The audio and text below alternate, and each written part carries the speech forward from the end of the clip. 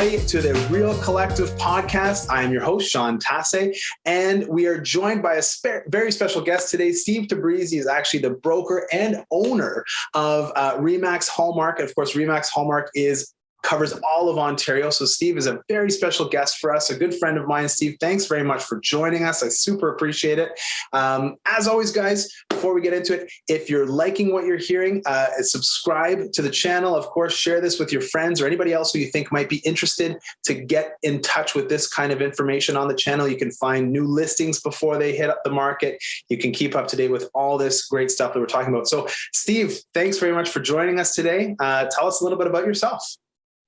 Thank you, Sean, for inviting me. I hope I can share my insight and my contribute to your podcast and Real Connect team. I have, introduction about me. I've been being involved in real estate for 27 years. I am the Chief Operating Officer of the Remax Hallmark Group of Company.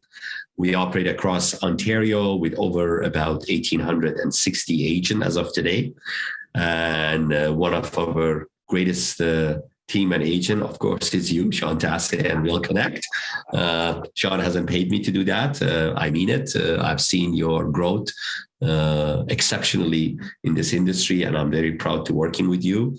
And one of my specialty is market. I analyze, dissect market numbers, market trends, market behaviors, and I basically share it with a variety of the sources in the industry and the media.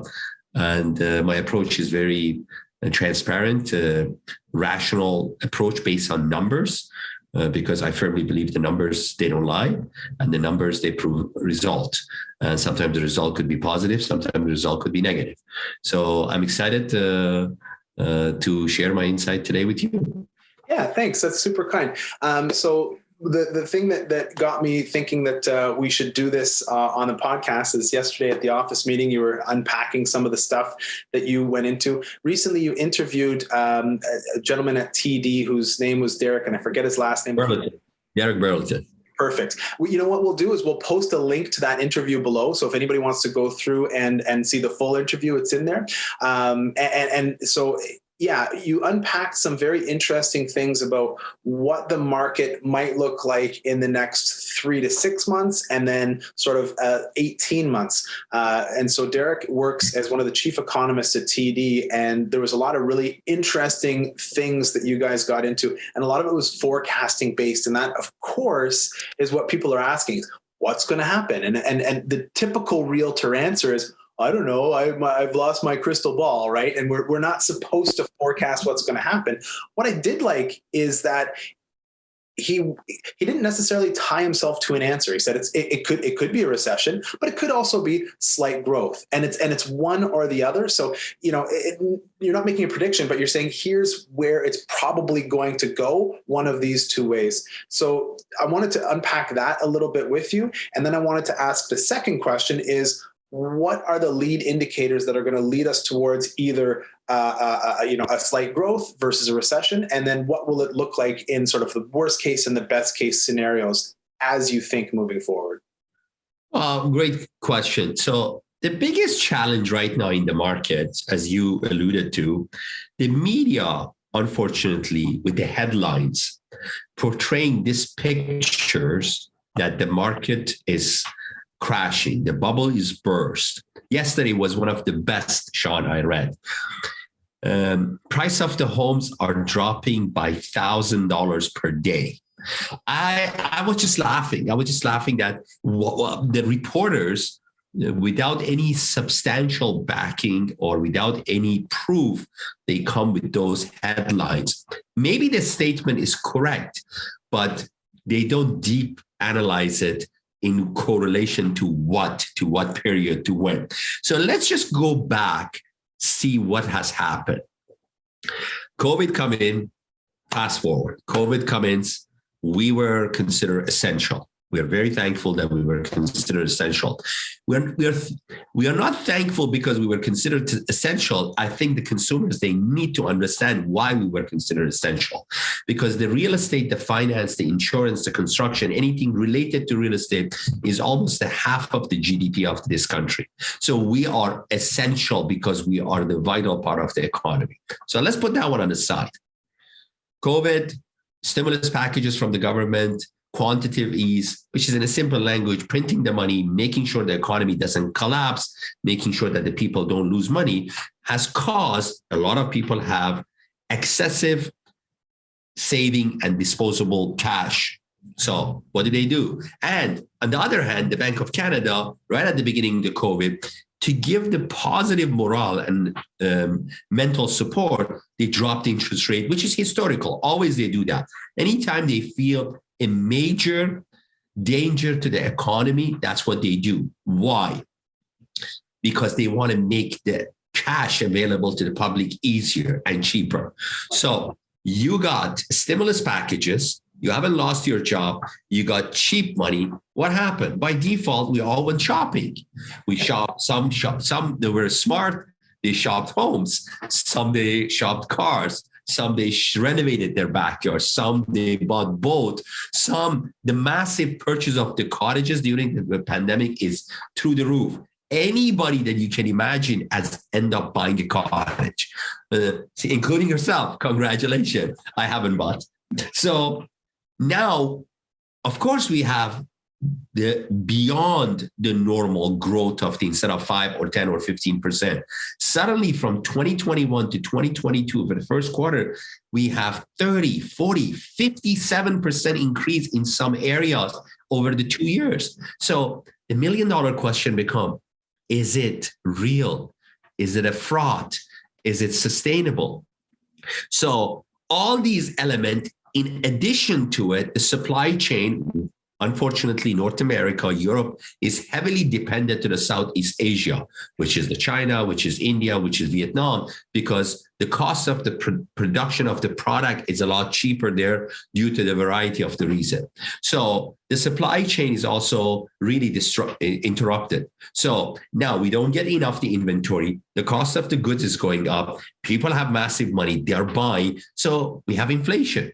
So very simple. The Bank of Canada, people got to understand. I want everybody go read the Bank of Canada's statement last week. Quote, excessive demand, low unemployment, historical, 4.9. Increase of the wages of the people who want to work in the market. Businesses are expanding heavily, and robust market, robust economy has caused the inflation. So what is he has to do? He has to increase the rate, exactly what he did reverse at the beginning of the pandemic. Make the borrowing costs more difficult.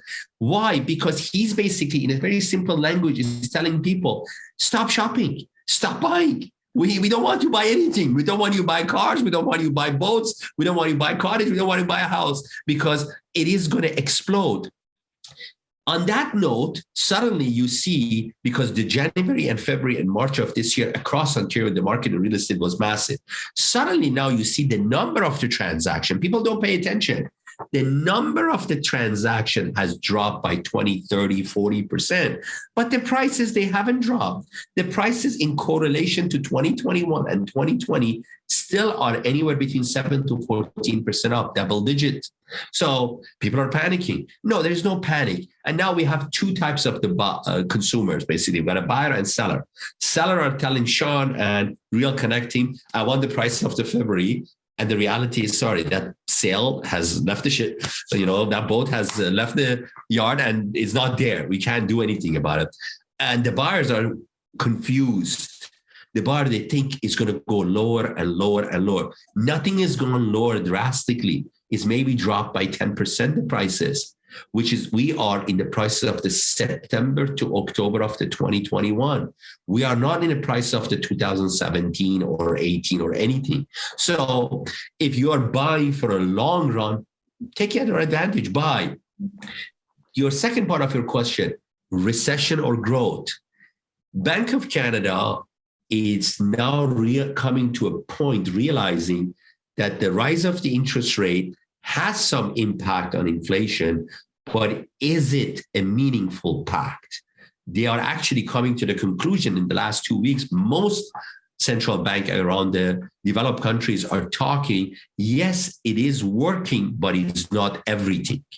So they are actually acknowledging the supply chain and the energy cost due to the Ukraine and Europe conflict are the major part of the whole inflation. So when they talk about the inflation, the recession, what we like to refer to it rather than recession, stagflation or stagnation. Why? Because if by man-made we force the economy goes above unreasonable affordability due to the rise of the interest rate, you basically end up discouraging or halting the business growth and economic GDP growth.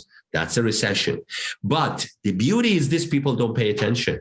2008, 2009, when the massive recession in North America happened, massive layoffs, businesses, they were not willing to expand. The borrowing, there was nothing at all. So the fundamental were not there. That's what was a real recession. This is a man-made either towards the recession. I don't think so it's going to happen because the Bank of Canada probably will push the rate anywhere close to about 2.75 to 3%, anywhere between 2 and 3, we call it neutral zone. Prior to COVID, the overnight lending rate was 1.75.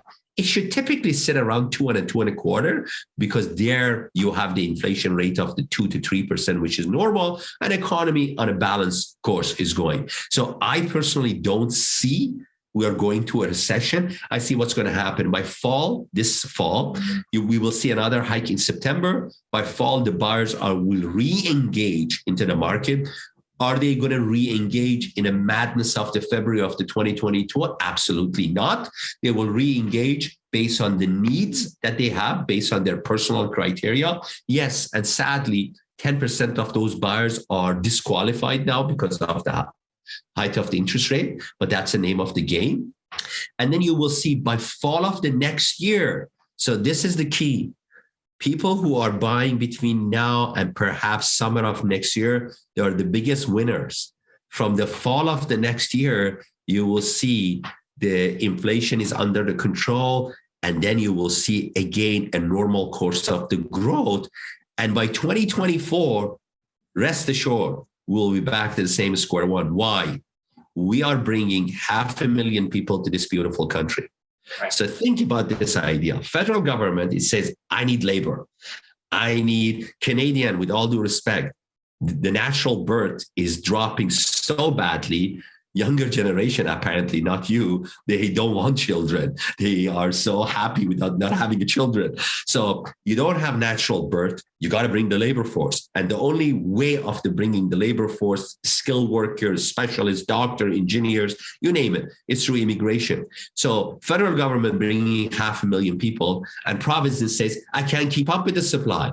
I can't keep up. So you got two policies that they are conflicting against each other. So, but the policy of the bringing immigration, bringing the wealth, bringing the people who pay taxes, create job, that means the economy is in a positive way. So the only thing that will put an economy into the recession is one thing: massive, massive unemployment, massive drop in the business growth and a development, which we don't have none of those. You know, we're finding people don't want to work.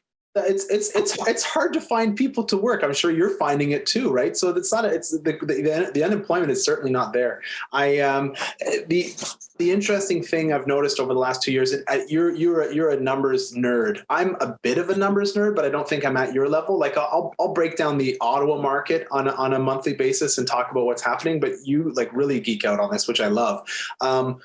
During COVID, we lost the seasonality of the market because we're all these other sort of, normally springtime, we get a big market, and then fall, we get sort of an echo wave. We lost that during COVID because we're all these exterior sort of pressures, right? And it's the same now that we're seeing with the interest rates. That's an exterior pressure that's being pushed onto our market. And I think that, like you're saying, by the time we get to 18 months or 2 years down the road, we're going to refine that seasonality of the market. And I think you're right, is on a very, very basic level, supply and demand, right?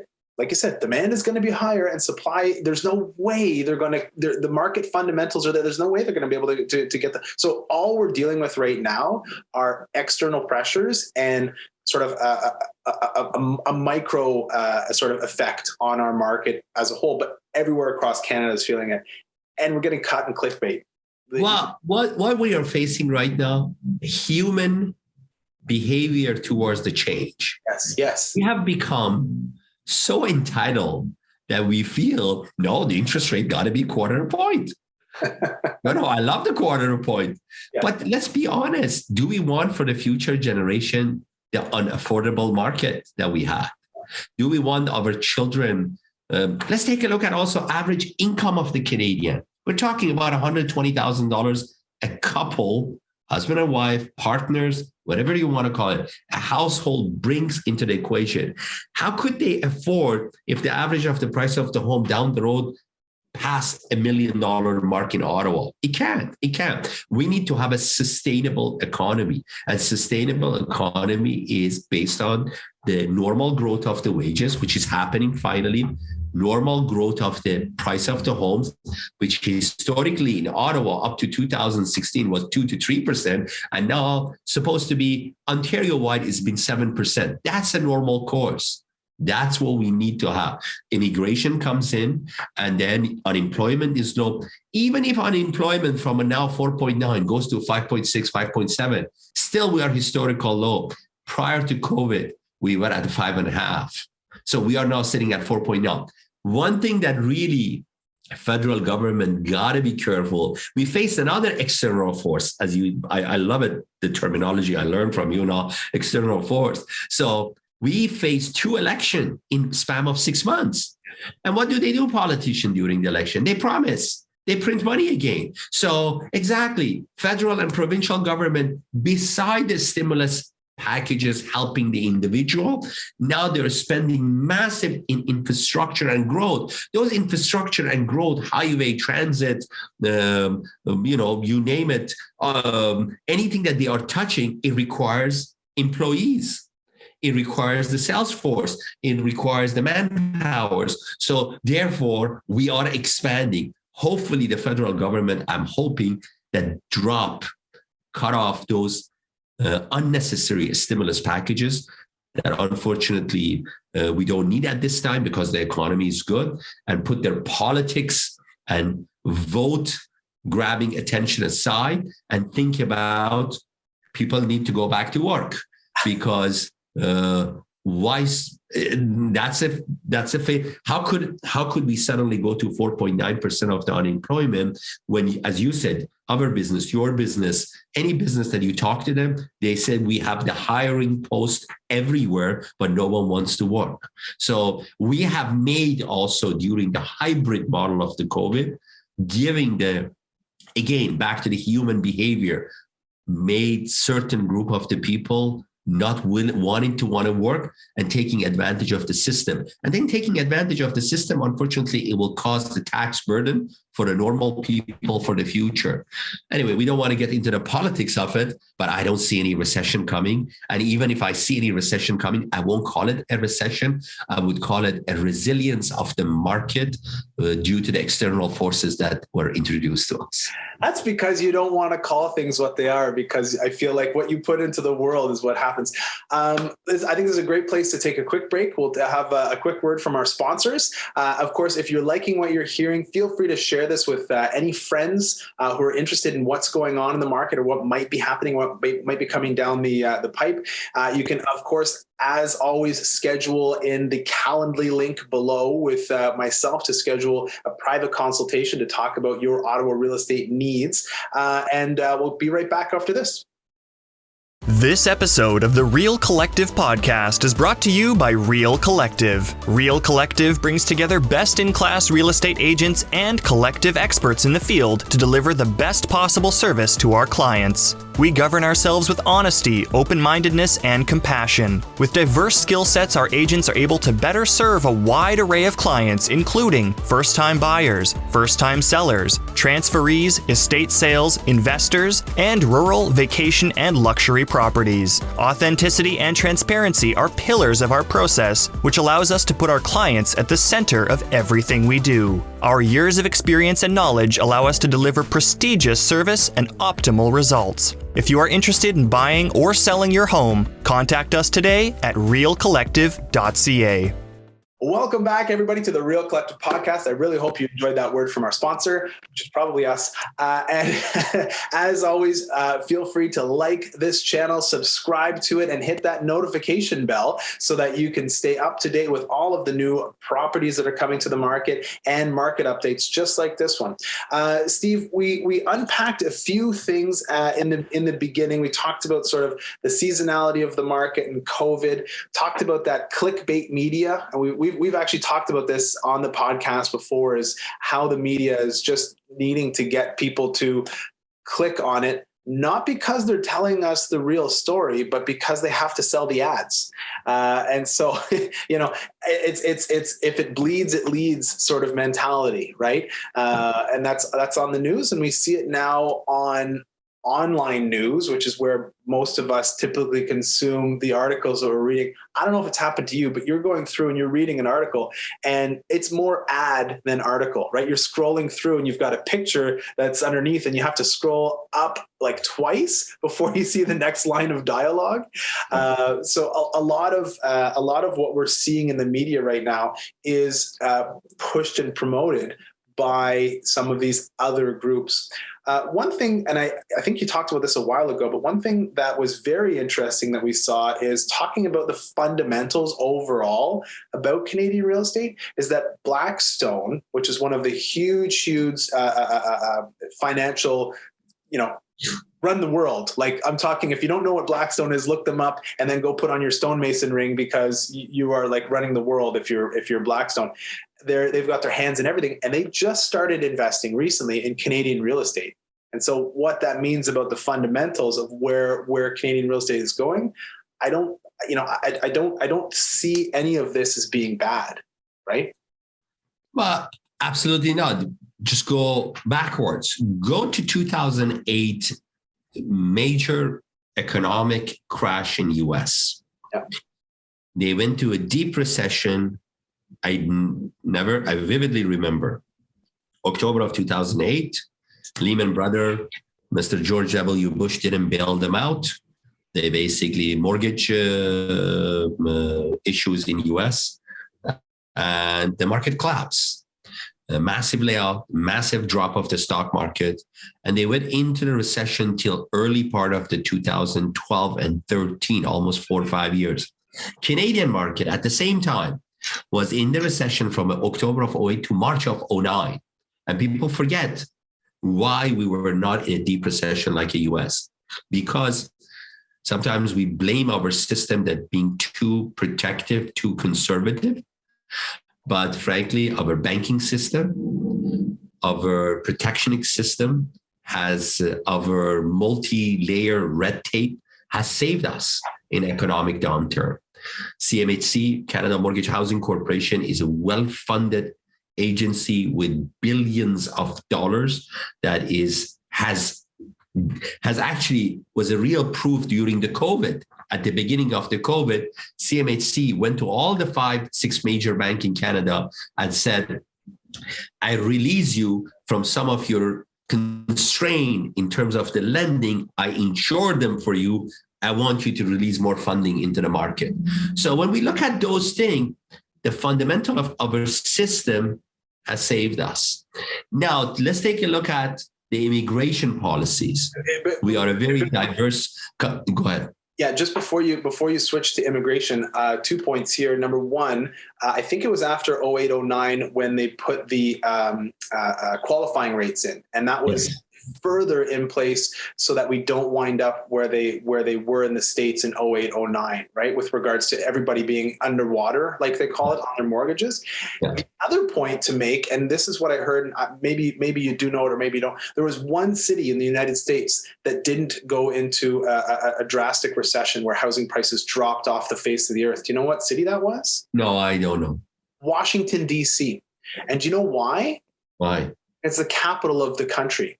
And Ottawa being the capital of Ontario, we survived that 08, 09 recession a lot better than some of the big cities. Like, so in terms of like the last 60 years, I think Ottawa's at 5 or 6% average growth per year. Before, like during 08, 09, up until 2015, we were at like 2 or 3. It was really slow growth. But if you look overall, going back 60 years, Ottawa sees about 5 or 6%, and it's really a blue chip city. It's rare, and maybe it's every 20 years or so that we see these big jumps where we see 20% jumps. We saw it in 1999, 2000, 2001, and that was the tech boom, right? All of the high tech sector in the west end of Ottawa pushed our market up drastically, and then we sort of evened back out. So in Ottawa, on average, we're seeing 5 or 6% per year going back for 60 years, right? And we historically have been insulated from some of the stuff that's happening around the world because of the fact that there's so much federal money here because of the government. Well, the federal money in Washington is a great comparison, Washington to Ottawa. Typically, in any economical downturn, the provinces or states are regulated, self-regulated by their own premier or the governors. And federal government typically during any of the recessionary situation, they actually double down and ramp up the hiring, the expansion, the infrastructure, because they're printing money. But you brought a good point also about the period of the boom in Ottawa, the tech boom, recent boom. One thing has happened in the last 3 years during the COVID, which I talk about in many of my podcasts with other people, that Canada historically was Toronto, Vancouver, and Montreal. And it was a sad story that every concentration in this beautiful, large, massive country was only these 3 cities. The last 3 years has caused that the wealth, due to the unaffordability of the major hub center, such as Toronto, such as Vancouver, is spreading. That's why the Ottawa, it's really, if you look at the last 2 years report, is the number 1 city in terms of the growth among the Canadian city. And one of the reasons is still, the few reasons are still valid, still affordable, close to 2 major hubs, Toronto and Montreal, by itself has become a major hub, international airport, great school system, great health system, accessibility to all the amenities, great recreational properties surrounding the Ottawa. So the younger generation are asking themselves now in Toronto or Vancouver or in Calgary, which now is coming back up, they're saying, maybe I should move to Ottawa because I want to raise my family in a steady and calm environment rather than a fast-paced, traffic, bustling environment. So this spread of the wealth for Ontario has been great. Kingston, London, Ottawa, it's really working nicely through it. And back to your main question about the also immigration and our system, we are a country that we are benefiting constantly from a instability of the global affairs in Middle East, in Southeast Asia, in Europe now. In Europe during the COVID, a lot of people said, yes, we were not happy with our health system. Maybe we were punching the health system during the COVID, but I got to be thankful to all the health workers, the nurses, the doctors.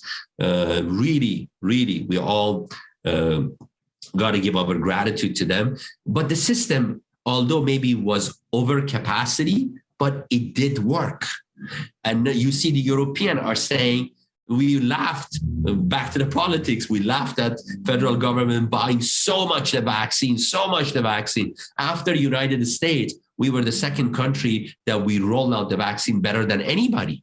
Okay, so people outside of the Canada, they see stability in Canada. They see the diversity in Canada. They see the respect in Canada. They see the great environment to raise a family and to grow and be part of this society. So they want to come here.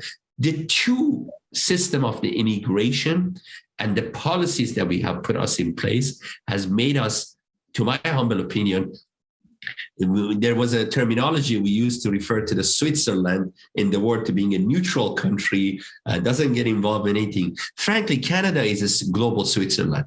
We are friendly, we are peacemaker, we don't want to get into trouble, we love people come to us, we are a community and culture of respect. And yes, the policies that we have maybe sometimes frustrate us, but I think the COVID and I think the supply and demand issue for the first time has waken up the both provincial and federal government, which they need to do something for the next 25 years to make sure that we don't get into the supply demand issue at all.